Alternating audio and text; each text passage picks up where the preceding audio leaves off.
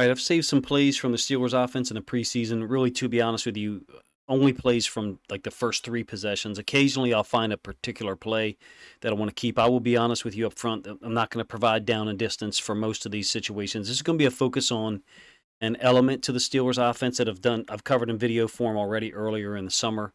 Their jet sweep game, which typically is out of twin wing formations. This one is not. This is actually 11 personnel. So a more typical NFL personnel grouping and a more typical formation, trips right with the tight end set to the right side, tight end set to the field. We're going to talk in this video about multiple players, but at least 2 of which are not really known probably outside the Steelers fan base and certain college fan bases, Jaylen Warren and Calvin Austin. And how they're utilized and how I project they'll be utilized in Matt Canada's offense, particularly the jet sweep game, particularly the twin wing formation, which I'll show you. They played the Bucs and the Bills, and I thought their starting offense has looked fantastic whenever they've stepped foot on the field. I believe the starting offense has played 2 possessions and scored 2 touchdowns, but I may be wrong there. If you're a Steelers fan or someone who has more knowledge of it than me, then let me know in the comment section. So we're going to look at this first, the jet sweep game. Sometimes these plays will loop. I think this is Calvin Austin right here, number 19. Super talented athlete, and the Steelers are going. Matt Canada is going to force you to defend the jet sweep. It's fascinating to me how committed he is to it versus other offensive coordinators in the NFL and high-level college football. You are threatening the defense horizontally immediately with the threat of the jet sweep, potentially being handed off, and then the running back typically is going opposite of the flow of the motion. What I haven't seen a ton of when the jet sweep is utilized is, quarterback open to the jet and then kick back like a play action. I mean, it is there. I've seen it. I think I have 3 instances of it from 2022. Maybe I just don't have enough Steelers film, and that's why I'm not seeing that many examples of it. But that's the third piece of it. If you're a defensive coordinator or a fan of a team trying to defend the jet sweep game by Matt Canada and the Steelers, that's what you want to force them to get to. You want to force them to get to that third concept. But against the Bucs, basically they're leaving the end unblocked. We'll get the end zone angle so you can see it. Same play. When I say leaving the end unblocked, in fact, they're going to leave the end unblocked, and they're going to leave the inside backer to the flow side unblocked. All these guys up front are just really blocking zone to the right, and the back is going to the right to try to sell it, to force all those second-level defenders away from the flow of the play. And you can see that they succeed in that manner. So you got Austin one-on-one with a defensive end, which is a problem for the defensive end anyway, but it's a real problem because where did Austin come from? Way to the field, full speed motion, great timing by the quarterback and the guy in motion. They utilize multiple players to do this. Warren last year against the Ravens, and I will show some film of that, to be honest with you, was utilized as a jet sweep guy on the field with Najee Harris. Same play concept.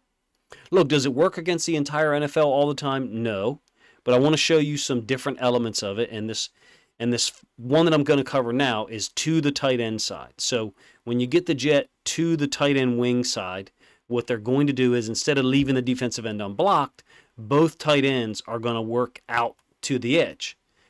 They want a 3-on-2, they being the Steelers. What they get here is a 3-on-3, but it can still work in their favor. Wish I could block the rest of the screen, but you can see the 3-on-3 that's developing in this box. Yeah, you've got front side safety and backside safety flowing right now, but you got 2 hats for 2 defenders, and then you got to make somebody miss. Well, that's why they got Calvin Austin. Linebacker gets there, makes contact. Austin plays through the contact, gets 6 or 7 yards. I think I'll give you the end zone angle of this one here. So what's the difference between the jet sweep to the tight end wing side? Again, this is the same play, end zone angle, versus the first play that I showed you. I guess really the first 2 plays, but 2 different angles of the same play. They're not leaving this defensive end unblocked. They're going to work out here. They're going to force him to expand.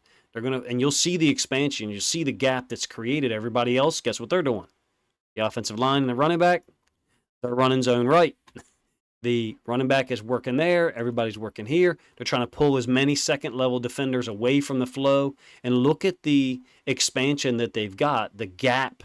Yes, there's a player for it, but look at the gap between 80, Darnell Washington, and the left tackle. who he lined up next to initially. That's what they're looking for. Create space. He's oftentimes running this jet sweep into the boundary. If you're a Steelers fan and you've got more experience watching it than me, go right ahead. You may have more experience watching it versus the Steelers version of it. But I've seen a ton of this coaching in high school and then youth football at the same time in terms of wing T teams running the jet sweep.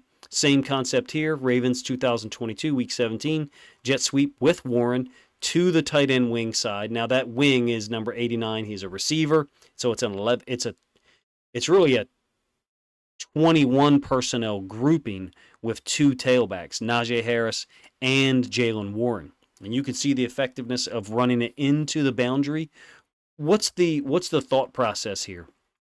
Most of the time when you get two receivers to the field, teams are going to set their nickel defender here and the free safety somewhere near the hash to create a 3-over-2.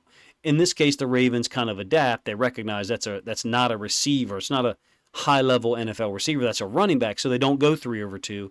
They kind of overload down here. The Steelers don't get a 3-on-2. They don't get a 3-on-3. The Ravens actually get a 4-on-3 in their favor. Still unable to defend it. No one becomes the force player. Kyle Hamilton and Marlon Humphrey trip over each other's feet. Big gain by Jaylen Warren. Same concept to the end zone angle. To the tight end wing side. Different play, by the way. This one's going right to left, but where's it going? To the boundary. What's everybody else doing? Running the zone opposite. Running back stepping that way. Trying to pull second-level defenders there. Again, these guys are working to the outside together. This edge defender, Justin Houston's eyes is on the action of the play. Trying to figure out if the ball was handed off or not reading his key. Jaylen Warren beats him out to the edge. Patrick Queen makes a nice play. I think it's still like a 6 or 7 yard gain. Back to preseason film. How's it different when you change who this guy is? Still got two tight ends up here, tighter alignment. How does it change when you got George Pickens down here? Well, you're going to get a 3-over-2. Look, here's the nickel, Taron Johnson. Free safety, just like I drew up a moment ago on the hash.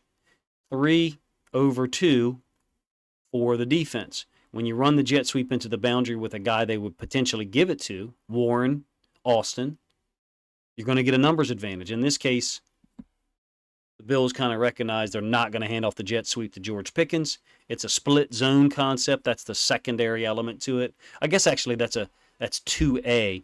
Number 1, jet sweep. 2 is the dive or the zone off of it, opposite. 3 would be the split zone where the back and the guy in motion are going to the same side. So here you had motion by 89 against the Ravens again in 2017.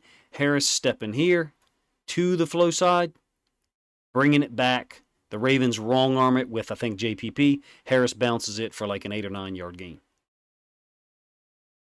So I guess this is really 2A or option 3 in terms of the plays. Motion, Harris coming here, and then the split zone going opposite, trying to kick out the edge player, which is JPP, and you'll see JPP wrong arms it. So I mistakenly, I guess, earlier said 3 plays in the sequence. Really, there's 4 if you want to count this one as a third one. But you still, as a defense, would like to see them get to the pass. Okay, Jaylen Warren is back in the backfield now. And you've got, I think, George Pickens.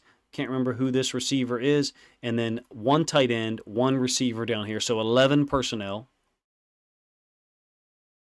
Going to run the motion.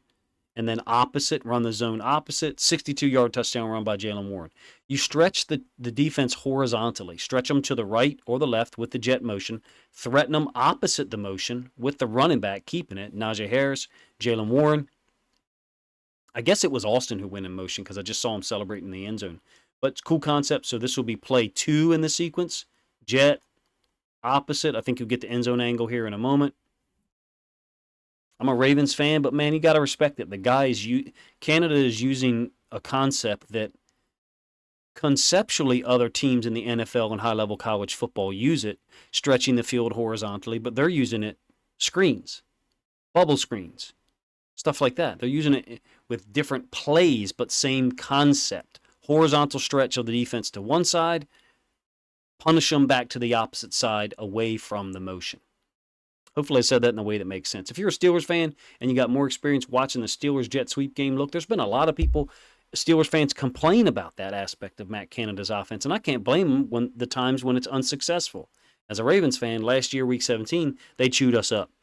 And I see some instances in the preseason so far through 2 games where the Steelers, I mean, look, the Steelers offense with the first team guys looks great. I mean, all of it looks great. But this element of it is one that I'm really familiar from having tried to defend in high school and college, or high school and youth football, and just thought I'd bring it to people's attention. All right, you got a punt return, huge return by Austin, double teaming one gunner, double teaming another on a 4th and 2, 4th and 3, so they had no, thought that there might be a fake. Sometimes you get people that try to run. This leverage-wise looks like a wall. It is not, in my opinion. You'll get people that run a wall to the side where they had 2 gunners. The Ravens do it, by the way. But they've got 2 gunners to both sides. I think this is just a directional kick, and this punt returner, this gunner knows it. So he knows it's supposed to be kicked to that side. That's why he's, avoiding to that side. And they're trying to kick it to the downside of our screen, the right side of the Steelers punt return team. Just gives you a little bit of a understanding of how dangerous this guy's going to be, how they could use him in multiple ways. Don't get me wrong, not just the jet sweep game. I think it's a 54-yard return. 4th and 2, they've only got 6 guys in the box. There's no punt, or there's no fake call or anything like that in terms of, hey, how many guys do we have? What's the number of guys we need in the box so that we can run a fake automatically on 4th and 2? Different teams have that call. Again, if you were to pause it like I did here and look at it, you say, man, look at the leverage of these guys. They seem to be setting up a wall here. I don't think this is a designed wall. I think you've just got really savvy guys playing on the special teams here who pay attention. You get a pancake block by, I think it's Nate Herbig, the guy from Wisconsin, whose brother plays for the Steelers. Look, this is a cool concept. I wanted to show the Austin punt return because very few people break down special teams on YouTube, film breakdowns. I thought it was interesting. I go grab Steelers film, Browns film, Bengals film in the preseason just to try to get an idea of what they're running. And I watched Matt Canada's jet sweep game give people fits, including the Buffalo Bills, one of the top defenses in the NFL. You guys let me know if you are interested in this type of content, whether you're Ravens fans, Steelers fans, whatever. What you think of the jet sweep game. People call it a youth football concept. You can call it whatever you want. There's film of it succeeding in the NFL. There's film of it not succeeding. It's Matt Canada's job to try to figure out the right time to use it. Generally, he's going to use the jet sweep to the boundary, away from the nickel defender, try to outsmart teams. And if you think other Steelers fans, other NFL fans would enjoy this content, this kind of mini focus on the jet sweep game that Matt Canada brings to the NFL and to the Steelers offense, if you think other people would enjoy it, please consider grabbing a link to it, sharing it somewhere on social media to help this video get more reach.